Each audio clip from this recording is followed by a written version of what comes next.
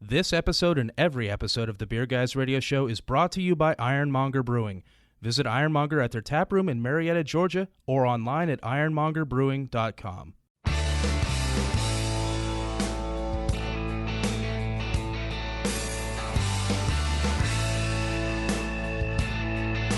Open up a tab, grab a seat, and pour a pint.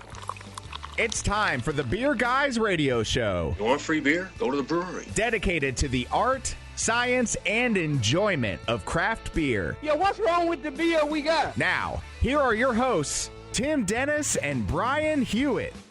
And welcome to the Beer Guys Radio Show. We're broadcasting from the Beer Guys Radio Studios in Marietta, Georgia. And this week, we're talking with Six Bridges Brewing. You know, Brian, this is episode number 251. 251. I think I missed giving us a shout-out last week for the big 250. Shout out to last week. Shout out last week. Congratulations to us on 250 That's right. episodes, man. That's pretty big stuff there. So I am, of course, Tim Dennis, and with me, as always, is my good friend and co-host, Brian Hewitt.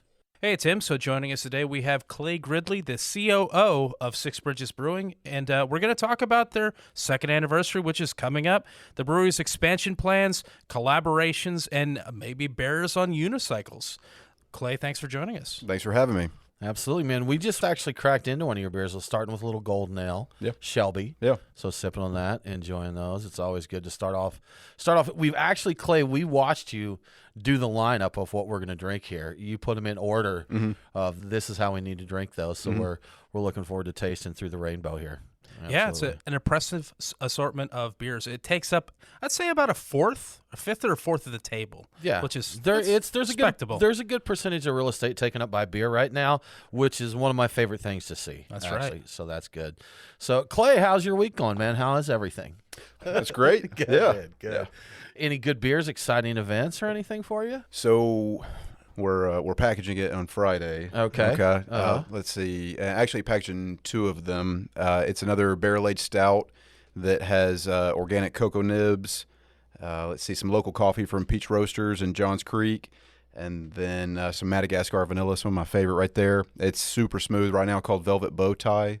And cool. Try to go with that smoothness. Yes. And then we just packaged a brown ale from Riverbend Malts. If you're familiar with them, they're craft maltsters out of the Southeast. So a lot of their grain comes from North Carolina or Virginia. The wheat that we have is apple smoked wheat, and it's actually grown in Georgia. So we did a little bit. It's not quite like Roush smoke. It's nice and subtle, and you actually get some of the apple aspect of it too. I could be down with that, Clay. Yeah. That's because we've talked about this a lot on the show. I don't like the Rausch beer level of smoke. Brian, the first time I remember you drinking a smoked beer, we were at the Porter with our friend Stan Hudson, who is currently opening Neutral Ground Brewing Company in Fort Worth, Texas. But I believe you had what is it, Schlenkerla? Isn't that Schlenkerla or whatever it's called? And Brian said it's like drinking a barbecue through your nose. Yeah. That's right. That was his description of it. But no, I liked it. The little hint of smoke, Right. I'm all about that. Yeah, it's just a little subtle, character. What was the style of beer? So Applewood smoked wheat is going into it. Was Correct. It's a brown ale. Oh, that's the brown ale. Yeah, Okay. so little nuttiness, still pretty clean, so great for the season too. Sounds so good. we're doing a whole series of, with Riverbend Malts, a whole series of malt-forward beers this fall. So this is second or third with it. So Very cool. Yeah. Sounds awesome. Absolutely. Brian, did you have any smoky beers this week? You know what? I didn't, but I Yeah? did have some old beers. I had some. I didn't do so good drinking through my cellar this week. The results were. You drank the cellar, but they This This is 2 weeks in a row you've kind of bombed out there, huh? I tried two different things. I started off with Terrapin's Moonray, which was their side project volume 22 from I think 2014, judging based upon the check-ins on Untapped. So it was originally a chocolate orange Weizenbach, and it became a Flanders red ale. I remember that beer. Yeah. Okay. I didn't hate it. All right. I didn't hate it, but I got really tired of it about halfway through the 22-ounce bottle and wound up dumping half of it. So, interesting. It was not done doing what it needed to do in the bottle. But Are they still doing side projects? I don't remember hearing of one in a while. I don't think they are. I don't think I've seen a okay. side project. So they started doing the stuff like they had those special bottles of tiramisu, that sort of thing, the Reserve variants. series and Like, stuff, right. So they got rid of the side project to do those. But then I decided, well, I need to try something else, find something that's a winner. I opened a Founder's Breakfast Stout from 2012, which is probably one of the first ones I ever bought. because I was so enamored with it. And it was seasonal at that time. I'm like, I need to have all of the ones I can. It was pretty oxidized. Now, it had nice sherry and port notes, but it was beyond. It was too far. It was too far. It was too far. So, That's a Tim, what did shame. you get into? Well, Brian, we did some running around last weekend. I was out looking for a beer that I really wanted to try, and then found out it wasn't released until this week. So we ran to 2 or 3 different places looking for it, and it wasn't even out yet. From Wild Leap, they're calling it Orange, ORNG, and Talus Hops. Was the new Talus one. Hops, new one in there. So. But it's out now, so I need to go look for it again there, Brian. And then something we tried to make happen, and long story, I'll leave alone the long story, but Stephanie Stuckey, CEO of Stuckey's Restaurants, Roadside America there, we had chatted on Twitter about making a beer with their pecan log roll ale. And I had a brewer that was interested, but unfortunately that didn't work out. But she did connect up with Wild Heaven beer here, and they did it. So it released this weekend, pecan log roll brown ale. So we went and checked that out. It was cool to see that. She had shared with me on Twitter when the Dunkin' Donuts beers had happened, and she's like, I'd really like to turn our log rolls, into a lager. So went and checked it out. There was strong cola notes in it, Brian. Interesting. A lot of cola, and then the finish on the end. So, but it was interesting to go check it out, see that. And Brian got to try a Stuckey's pecan log roll for the first time. I'd never actually had one. Yeah, believe it or have not. I. No. I'm from the Northwest. We didn't really have Stuckey's over there, I don't think. Or I never went to the places that we did. But this was kind of the standard fare here, Brian. If you road tripped around here, Stuckey's, from back in the day. They were just, it is Southern road trip. Well, Tim, I think we need to get into the beers of the week. Now it's time for our Beers of the Week. Brought to you by The Nest, craft beer and barbecue in downtown Kennesaw, Georgia. TheNestKennesaw.com. Well, Brian, always we've got just a phenomenal list coming up, but next week is Thanksgiving, Brian. And we eat our turkey, our stuffing, our dressing. Friday is known for shopping. A little different game this year, but The Nest has got you covered on Black Friday. If you still want to get out of the house a little bit, they are doing a boozy Black Friday event. We've got a couple of vintage Founders beers, including the KBS, and they're also going to have some amazing brews from Allagash. And also, Brian, Black Friday, go hang out, try those big boozy beers, and they're offering 25% off of all of their cellar bottles. Ooh. For Black Friday only. So you got to have a deal if you're doing a Black Friday event. Very true. You've got to check it out. But that, thanks to The Nest, and go check that out. But today we are drinking some Six Bridges. We've got several to try, so we're just going to highlight a few that we're getting into. As I mentioned, we're drinking the Shelby Golden Ale right now. We have one of your flagships, the Medlock. Would you call that a flagship? Absolutely, yeah. So Medlock, a DDH IPA Yep. that we're going to get into. We have a Space Hawk Triple IPA, which I think you said that is the collaboration with Nofo Brewing Company, right? And then one, I'm excited about this, Brian. We've got some Bears on Unicycles, which is a stout with cherry, cinnamon, and vanilla. You got it. Correct? Mm-hmm. So, and I'm told it's sweet. Them cherries are nice and sweet cherry there. So that'll be fun. I think that'll probably be our closer, right, Clay? Absolutely, yeah. Yeah, good stuff. Well, Brian, what's happening this week in the news? What's in the news? The beer guys have the scoop. Extra, extra, read all about it. Time for headlines. As you know, 2020 has been an absolute cornucopia of bad news, and unfortunately, we've lost another brewmaster. Charles Hamaker, the creator of many well-known Abita beers, has died. He suffered a fatal heart attack while on the job brewing at Cane River Brewery in Louisiana.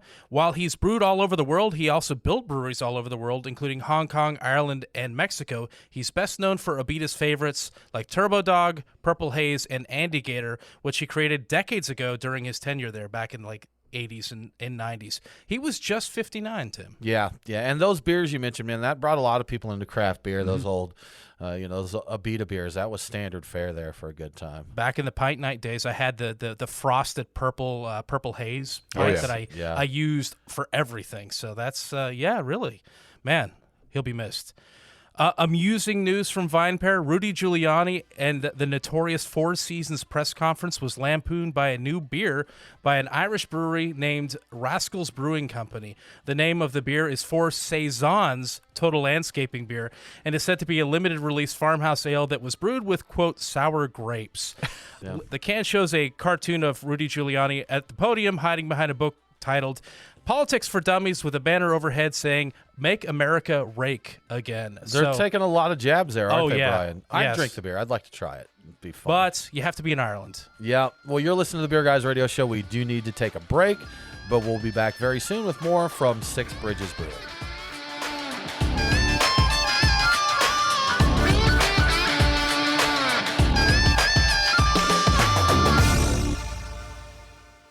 Have you ever thought about owning your own brewery but don't know what it takes to get one built? We're Storytime Construction, and we build breweries. We're Georgia's most experienced and hands-on contractors when it comes to building new breweries and tap rooms, or expanding existing breweries. We offer full build-outs, remodeling, and additions, as well as consulting and construction management.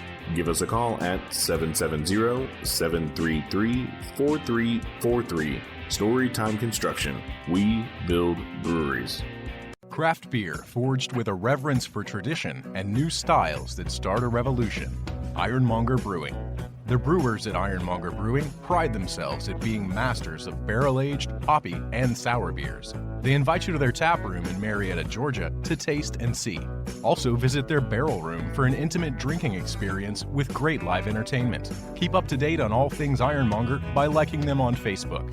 Ironmonger Brewing, establishing a new standard in craft beer.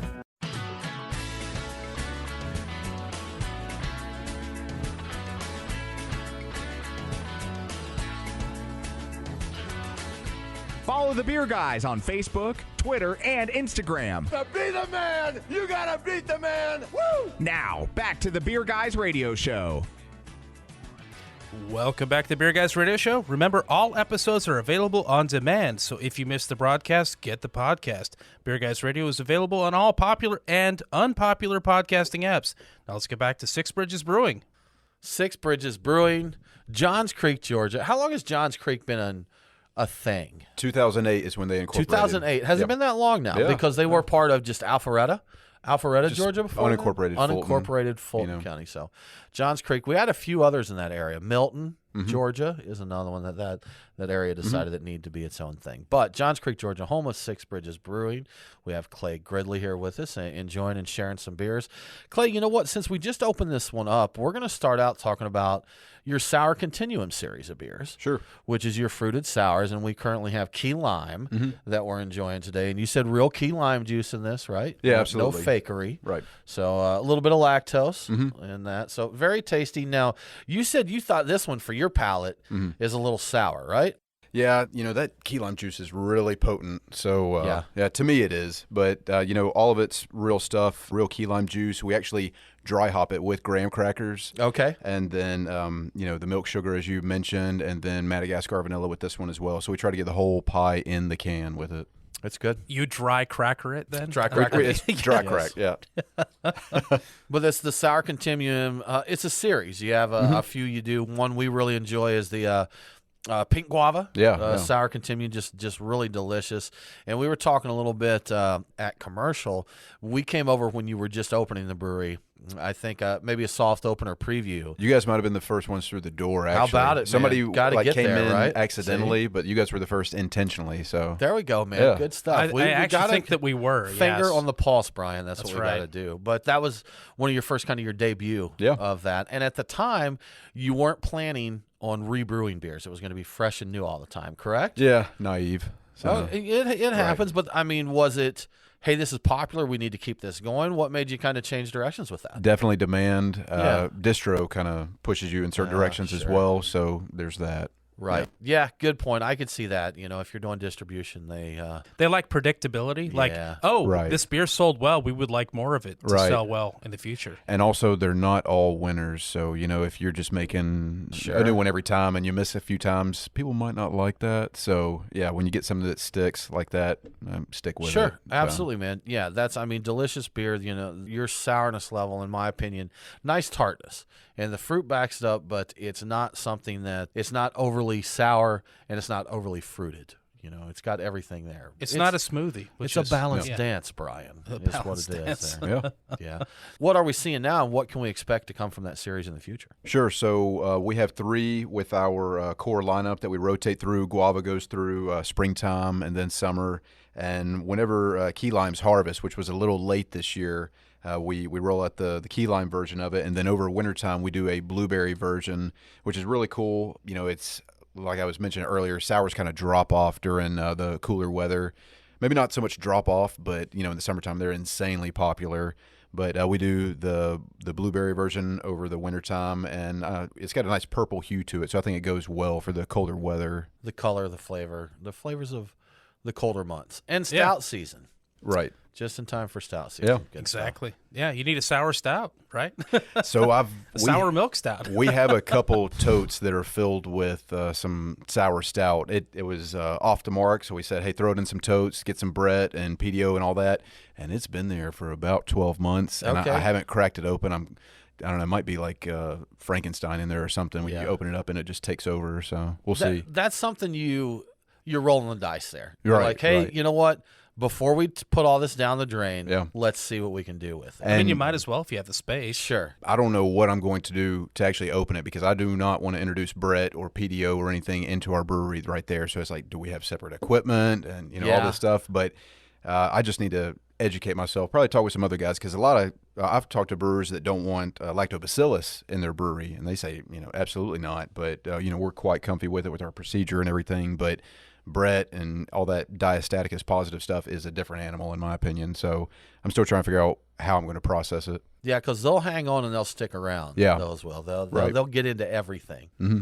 Indeed, you get them. They're sticking around. So, getting onto the brewery in general, I understand that you are the first and possibly only father-son brewery in Georgia. Yeah. Is it weird working with your dad in this capacity on beer? I mean, other people work with their parents, but usually not around specifically alcohol. Well, my dad had been talking about it for years and years. I think even before I was of drinking age. And when I started home brewing, he would said, "Oh, it's happening. It's gonna happen." And and sure enough, it actually did. So it's not weird. I realize how much alike we are, but then how different we are too, because he's an engineer. I'm just the exact opposite of me in a lot of things, because he got into tech when he was 17, chemie all the way, and me, I was a firefighter before that. So he was white collar, I was blue collar, and here we are come together. So I think I saw before firefighting, you actually were.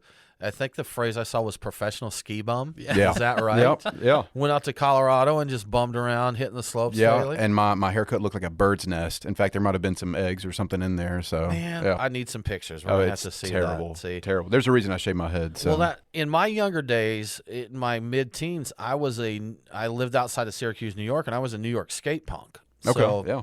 I had like a 12-inch spike mohawk. Oh yeah, and I wore combat boots and cut up jeans and everything. And people meet me now, and I tell that story. There's like no way. No, I was into that as a teenager as well. Black Flag, Misfits, Operation Ivy, all of that. Man. Yeah, Dead Kennedys. We should catch some punk concerts together, man. You guys should go out and skateboard together. We should, yes. Oh my goodness, I'd break some bones if I tried that. Yeah, seriously. Yeah, you see, I got a right here. So. Yeah, right. Yeah. Good stuff. So, but working with your dad, you mentioned you guys are different in that. Are there things that he brings absolutely that like we were talking, I think it may have been last week, about team building, knowing your strengths, knowing your weaknesses, and being able to help each other out? Do you guys complement each other in that respect? Absolutely. And like any business, but just from my perspective with the brewery, it takes a village to do something like this. There are so many facets to it. And we definitely do complement each other. There's the right brain, left brain, different temperaments and everything. So he has an immense amount of knowledge with, his experience, his education and everything, what he brings to it. Just that perspective, too, because he is 64 years old, which is actually close to our demographic there in Johns Creek. It's kind of a ritzy area. So, a lot of the regulars are empty nesters. And we don't get the same crowd that you see on, West End or something like that, right. or Beltline stuff. But getting that perspective from him, but the knowledge that he has, because especially on the business side, absolutely, I definitely could not do that. Because when we were laying out the business, I hit a wall at a certain point with cash flow, depreciation, and all that junk, and he got it and just ran with it, and I was just amazed by that. So, compliment, absolutely. But if anything at the brewery ever catches on fire, call me. You got it, right? In fact, we had an incident the other day where the break room and our office is right next to each other, and you can kind of hear what goes on.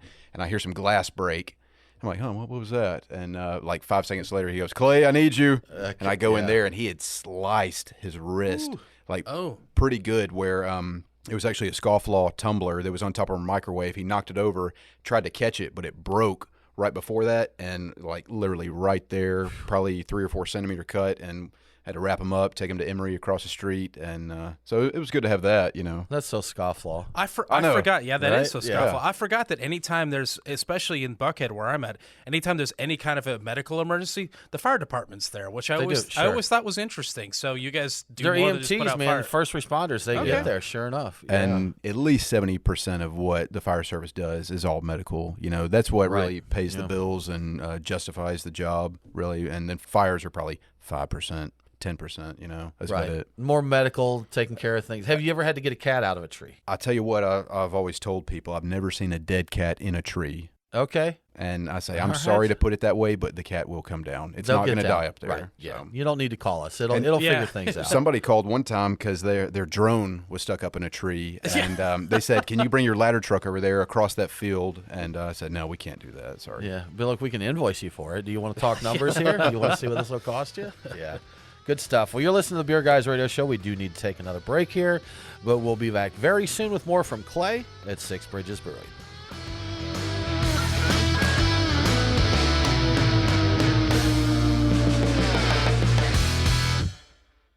You know we love good beer, and Athletic Brewing makes non-alcoholic beer that stands shoulder to shoulder with their boozy brethren. With a fraction of the calories and certified organic, it's a great beer to enjoy anytime. Athletic's got new brews like Cerveza Atletica just in time for summer. Check out the full selection at athleticbrewing.com. Use code BG25 for 25% off your first order, and U.S. customers get free nationwide shipping. Athletic Brewing, brew without compromise.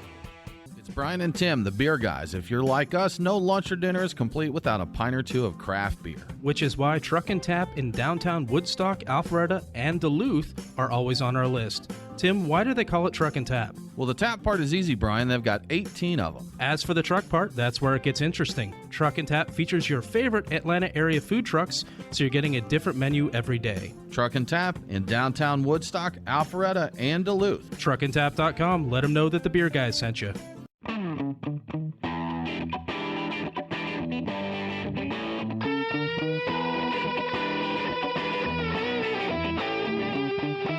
Follow the Beer Guys on Facebook, Twitter, and Instagram. I believe you have my stapler. Now, back to the Beer Guys Radio Show.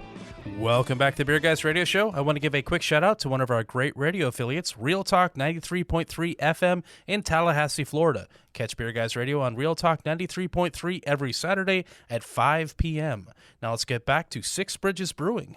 And Clay, I want to talk a little bit about home brewing with you, man. Sure. So you mentioned both you and your dad homebrewed. Mm-hmm. In the homebrewing days, how much of what you brewed as a home brewer comes into the brewery? Do you let that guide it, or do you kind of follow trends, or combination of the two? Well, recipe-wise, the Shelby that we had, that is a homebrew recipe. And then same thing with Medlock. This one's pretty close to it. But, I try to draw the line because, brewers, they don't think that home brews actually translate into pro brewing or anything. And they're like, this right there, I got the experience or whatever. But then troubleshooting, as a home brewer, you run into crap. And so there's some things where it's like, hey, I got an idea. We just got to do this on a bigger scale right there. Right. So, some of the stuff translates, in my opinion. Obviously, you're dealing with a lot more power and, size and everything. So I think that's one of the great things about Brian Johnson, who works for us, because he was a home brewer, and then he got to start with Jekyll and learned a lot there. So he knows both sides of it, and I like that of him. So. Was there anything with you that would say, hey, this was the biggest surprise or challenge going from home brewing to, brewing on a commercial scale? Keeping the supply chain going, and like when we were first starting, even though we had our 30-barrel system, we weren't firing it up until we had distro in place. So I didn't want to have all that beer because that's a boatload of beer. A lot of beer, right? Yeah. So we were staying on our 2-barrel system, and it was just going so fast, and we were getting complaints that we didn't have beer in stock, and people would say, "Oh, you never have IPAs," and say, "I'm sorry, you're drinking it before we can make it again." So it does take a little while and all that, but. Just trying to juggle the supply and demand aspect of it, because I've heard breweries say, they won't take our stuff. It's like, well, there's got to be the demand there to Sure. do it, Yeah. So supply is the easy portion, in my opinion. Yeah, the demand, you got to get that built up. We went to visit a new brew pub about a month or so ago, and they literally had zero of their beers on. They had absolutely none of their own beers because, and they'd said, they're like, look, y'all, we just had way more demand than we anticipated. They're like, what's a great problem to have, and we're sorry. And they're like, we've already ordered new equipment to upgrade here. But I guess the one good thing there is because they were a brew pub, they had a lot of other guest taps on. But it's a rookie mistake. We went and checked out a brewery and didn't get to check out their beer. That's right. So. Drank some other great beer. So I'm curious, something that's I've been on my mind. You were both home brewing, you and your dad. Were you brewing the same kinds of beer, or was he brewing all like West Coast IPA and you're going East Coast or New England or fruited sours? Or absolutely. How'd that work out? He was definitely doing more traditional stuff, typical red ale, brown ale, even doing some lagers and everything. He worked for Coors around 1979, 1980, around that time frame after he got out of Georgia Tech. So he had that taste, and that's where he got his stuff. So, as an engineer for them, he learned a lot about their systems, and that's kind of what he had in mind, more traditional stuff. And, as a home brewer, I was still doing some shake-style IPAs and, kind of pushing it a little bit, some Mexican cake stouts and all. But it's a good blend because you do have to offer that portfolio, in my opinion, unless you're, one of these hype-lord destination breweries, which in Johns Creek we are not. We'll have, like I said, I was talking about the Shores beer earlier, and some regular Bohemian lagers. But then, I will do something like this Bears on Unicycle. That's another one. Right. The beer we did with Pontoon as well, which was over the top in fruit and vanilla and everything. So. Yeah, I mean, it's kind of interesting to see the way all that works out because, like you said, there's the hype beast breweries out there that just does all this crazy stuff. And we were talking earlier about what we consider the 1% of the 1%, There's people that drink craft beer, and what is it, like 12% of overall beer consumers? I forget the exact number, somewhere in that ballpark, right? And then within that percentage of 12%, the smaller percent is the total nerds that do stuff like host radio shows and hang out on beer forums talking about it and all that. So it's the percentage of a percentage. You're getting down to what is really a small percentage of the people drinking these beers, but they're verbal. They're vocal. They like to talk about it and all that. And it can kind of skew the perception of this, and they'll talk a brewery that the 1% of the 1% may think is nothing special, may be super popular with the masses, and they may brew a beer that they're like, well, that's nothing, there's not even any lactose in that. That thing's not even hazy. But the brewery is selling more of that one beer than this other hype brewery is selling of all their beer. And that's just kind of the way it works out sometimes. That makes me think of an award I just saw, I think just today, and it shows you how much different the perception is for the entire area. I'm not sure if it was all of Atlanta or all of Georgia voted on a beer that a lot of beer nerds wouldn't have made their top 10, but that is the most popular beer for the people reading a particular magazine at a given time. When we do our Best of Georgia Beer Awards, when we do the Reader's Choice Best of Georgia Beer Awards, there's always some drama over that. There's always some people that just don't agree with it. One I remember is that in the best beer bars, I think in the number 3rd spot, Taco Mac got it.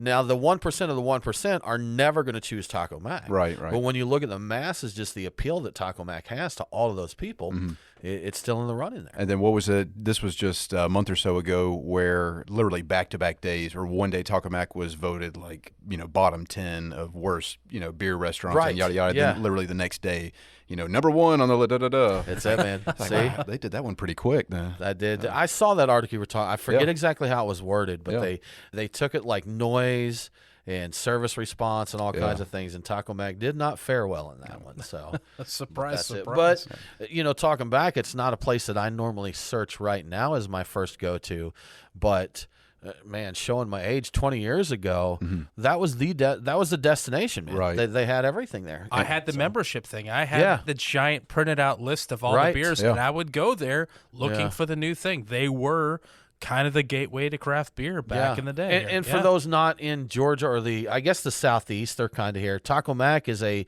kind of a regional chain of sports bars here. They're known for their actually chicken wings, not tacos. Not tacos. Yeah. I think if I hear the story right, the first place they had a signage that said that, and they just kind of kept it just because of money. Virginia Highlands, right? Yeah. So. I did hear something get rolled down from corporate through my distributor that they're cutting back on a lot of taps. They're going to reduce it down about to half. Okay. And try to get some more one-off fresh stuff, lower quantities. Instead of doing half barrels, do sixtils and limited stuff like that. So you might see some little different stuff. They originated a lot of really cool stuff like Secret Stash Bash. Oh yeah, that they did. My before goodness. there was some of these other great beer fests here. Where was Uber back then? Right. Oh yes. my gosh. And now there's a lot more going on. But look, if you're in the South, you're in the Atlanta metro, Georgia, Carolinas, Tennessee, I think Taco Mac was probably a part of your craft beer journey. If you're a little older dude. I actually turned 21 at the Taco Mac on 92. There you go. I was waiting for midnight because you'll get a free shot or a free beer or something on your birthday. So I was like, look at that. It's midnight. Pay up, sucker. Yeah. Comes in 11:30. It's like, can I get a glass of water? It's like so. And one chicken wing. One chicken wing. Come back and see me in half an hour there, right? Yeah. Well, Clay, Six Bridges Brewing, you're just getting close to your second anniversary.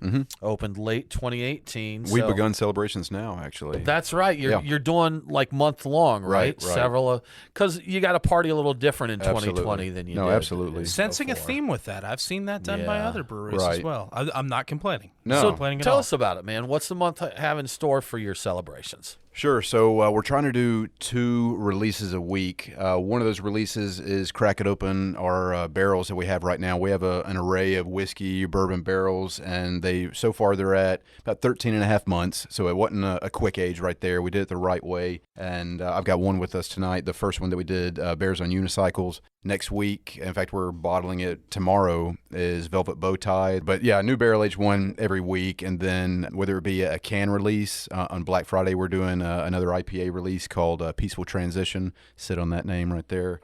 And then the Riverbend beers featuring malt from the Southeast. So trying to do 2 every week.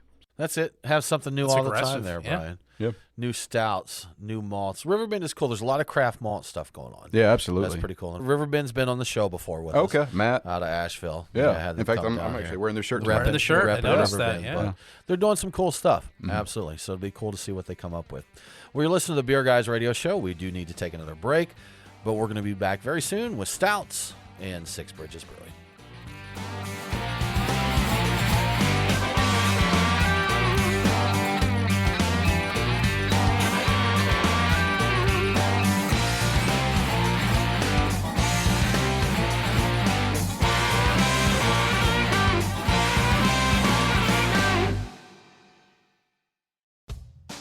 If you love beer, barbecue, and football, then the Nest in Kennesaw, Georgia is the place to get your fix. Featuring 48 taps, including unique and rare craft beers, wine, and more. Plus some of the best barbecue around. The spacious patio is a great place to catch the games this fall where you can cheer on your team while you enjoy some wings. And don't forget about the delicious pork and chicken, and my personal favorite, the nachos. Remember, for the best in craft beer and barbecue, make your home at the Nest in Kennesaw, Georgia.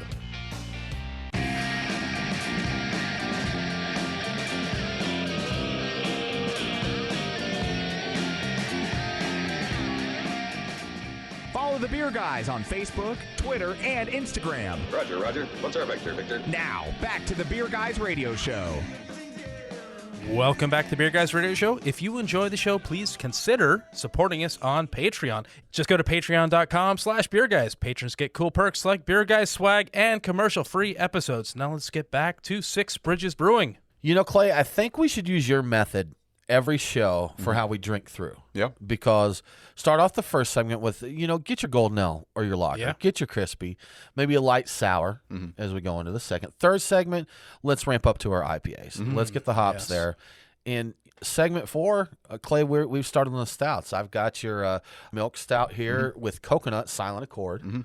We popped the cap, and we're going to get into this a little bit after we talk a little bit more about growth and expansion at Six Bridges. But I have the Bears on Unicycles, which is the barrel-aged Imperial Stout with cherry, cinnamon, and Madagascar vanilla. What kind of barrel? Bourbon? This was Colorado whiskey, actually. Colorado whiskey. Yep. Okay. Good old whiskey. So that's going to be fun. But that seems like a pretty good plan.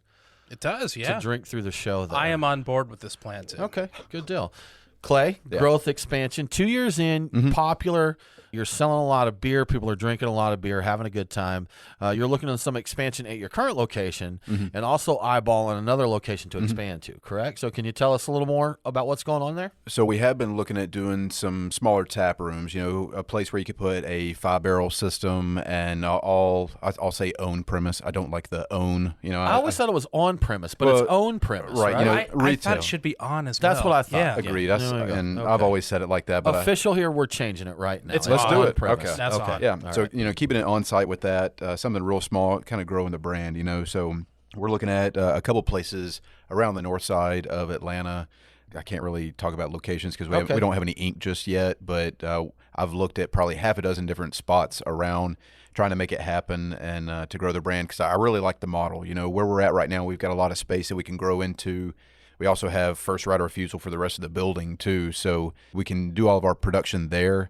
Really like Johns Creek, really like the area, but see it as a great way to grow the brand. You know? So, yeah. So I mean, that's something we've talked about many times. The way people drink is changing. The way a brewery needs to grow is changing. You're not Six Bridges' best method of growth is not going to be 100-barrel brew house and nationwide distribution. Right. That's not going to be the way to do it. Unless you just love low margins. And exactly. You know what I'm looking? I want to cover the whole nation and literally make no money. That's what I'm looking at. But but that's it. People are drinking local. They want to go in and local and say, hey, this beer's made in Johns Creek or this beer's made, down the street or what have you. Do that. And I think it's going to continue to go that way.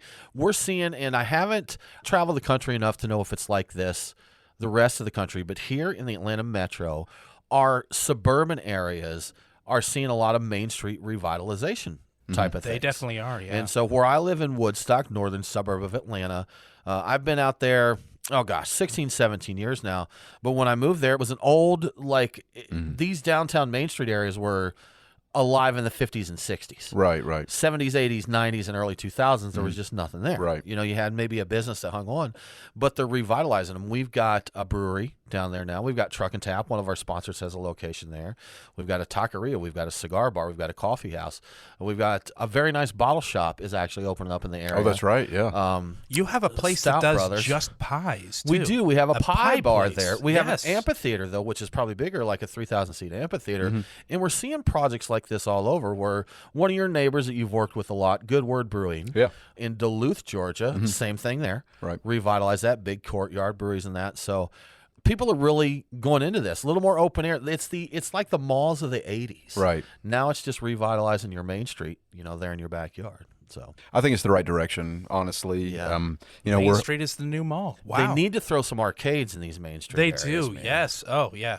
Is there yeah. going to be an Bad idea. arcade in your new brewery? There is now. If there should be. If COVID goes away, we can Right. do that again. Yes. So It will Social someday. distance, right. Either most of us will die or it'll just go away. Either way, arcade, right? yeah, the two. I can dig it. Either silver lining, Brian. Silver lining, arcade. So that you mentioned other tap rooms. That there was an S on the end there, Yeah. plural. So I know we mentioned one place that you're looking at. How much are you planning right now? I know that could change at any time, but what are some of your ideas there? 2 other tap rooms in the next 2 years. Trying Okay. to have one open by next summer and then one of summer 22. And not trying to turn into Applebee's or anything like that, but using that as part of a marketing strategy to grow the brand. Because just like where we're at right now, like all breweries, your greatest sales are going to be closest to your brewery. It's your epicenter. But as we go further and further out, it kind of the ripple lessens. But getting into these communities that we think are viable, that are really cool, that have good vibes going on with it. That's what I have in mind. So Now, are you looking at Atlanta in suburbs in Georgia, or are you thinking northern suburbs? Okay, yeah. so not out of state just Correct. yet. No, Okay. no. And we've had a few requests for that, but we've got a lot of room to grow in Georgia in general. The thing with Georgia, I think the stat is still the same, where it's 48th in the union for breweries per capita. Georgia has about 11 million people and so on, but we're adding breweries at a staggering rate right now, quite honestly, so that number might go down pretty quickly. So, staying in Georgia. The thing is, being a Georgia beer fan and being here for, whatever number of years, the last 5 years, it really has seemed explosive for us. Right. And if you're here and you've seen the beer scene of the late 90s and the 2000s, you may think we're saturated, but there's just so much that we can still grow. There's areas that are saturated. We've got some saturation in that, but there's still plenty of growth. Yeah, I mean, if you go to Southern California, they have as many breweries as the entire state of Georgia has. Exactly. And that might even be just like 2 counties. Sure. So, yeah, absolutely. There's a lot of growth that can occur, but it's certain sizes. Not everybody can have a 30-barrel system. If you go to Ohio, like Columbus, Ohio, I believe has like 37 breweries by itself. But they're smaller. Isn't Ohio like number 1 or 2 in like production numbers of that? I think I saw that at one time, like volume levels, and I never would have guessed that, but they're up there. Okay, yeah, I believe that's right. I remember that. And I think some of it is that they have they've got some big beer there too. Yeah. Well, Georgia's high on the list because of the 2 big beers that are here. Yeah, we've got consumption. What is it, Miller and we got AB. Budweiser here. Yeah. Yeah, AB not too far north of us here, actually. Seriously, yeah. But consumption per person in Georgia is relatively low. So the Bible thumpers are bringing our number down. Sure, our per capitas. Well, you'd be We've Catholic, got room for growth. We're doing our part. Yeah. So, yeah.